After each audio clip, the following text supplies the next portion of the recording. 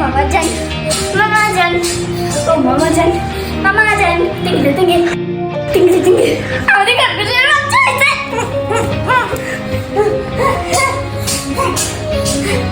বাবু আমাদের খরগোশের বাচ্চা হয়েছে।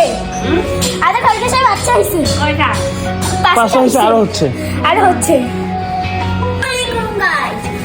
আজকে আমার সবচেয়ে প্রিয় পেট সুগারের বাচ্চা হয়েছে, সেটা হাঁচটি।